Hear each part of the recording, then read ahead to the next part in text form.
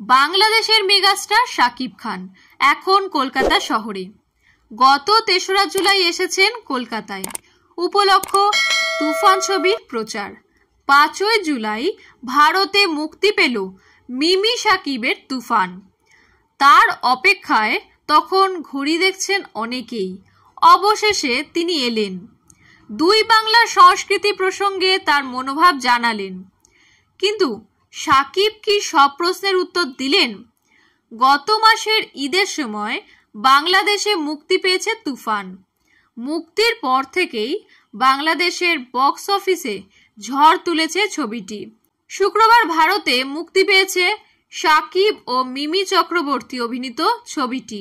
বৃহস্পতিবার ছবির সাংবাদিক সম্মেলনে উপস্থিত ছিলেন শাকিব। এর আগে দুই বাংলার যৌথ প্রযোজনায় বেশ কিছু ছবিতে অভিনয় করেছেন তিনি। তবে তুফানের মতো সাড়া যে অভাবনীয় সে কথা মনে করিয়ে দিতে ভুললেন না অভিনেতা। বললেন, দুই বাংলার মধ্যে কোনো ভেদাভেদ নেই। দুই বাংলায় বহু ভালো কাজ হচ্ছে। আমি আশাবাদী ছবিটা এপার বাংলার দর্শকের পছন্দ হবে। সাম্প্রতিক অতীতে বাংলাদেশি ছবি এপার বাংলায় যে খুব ভালো ব্যবসা করেনি তা জানা গিয়েছে। সেখানে তুফান নিয়ে তিনি কতটা আশাবাদী। শাকিবের কথায়, বাংলা ছবি চলবে কিনা প্রশ্নটা বাঙালিদের করা উচিত। তাহলে একে অপরকে আমরাই ছোট করব। এ বাংলা তো উত্তম কুমারের ইন্ডাস্ট্রি, তাহলে কেন পিছিয়ে থাকবে? শাকিবের মতে বাঙালিদের আগে বাংলা ছবি দেখতে হবে, তারপর বলিউড বা দক্ষিণী ছবি দেখা উচিত।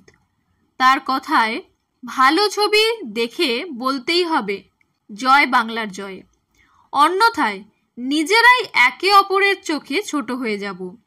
শাকিবের সঙ্গে তার দুই স্ত্রী বুবলি ও অপু বিশ্বাসের সম্পর্ক নিয়ে বিভিন্ন সময়ে বিতর্ক হয়েছে।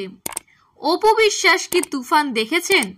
প্রশ্নের উত্তরে শাকিব কারোর নাম না নিয়ে বলেন, কারা কারা এখনো ছবিটা দেখেছেন আমি জানি না। তবে শাকিবকে অপু বুবলি বিতর্কের প্রশ্ন করা হয়, কিন্তু অভিনেতা কায়দা করে প্রশ্নটি এড়িয়ে যান। শাকিব খান অনেক বেশি বুদ্ধি নিয়ে চলেন, যার জন্য তিনি তার প্রাক্তন স্ত্রীদের নিয়ে খারাপ কিছু বলেন না। সেদিক থেকে কিন্তু উল্টোটাই দেখা যায় অপু বুবলির ক্ষেত্রে।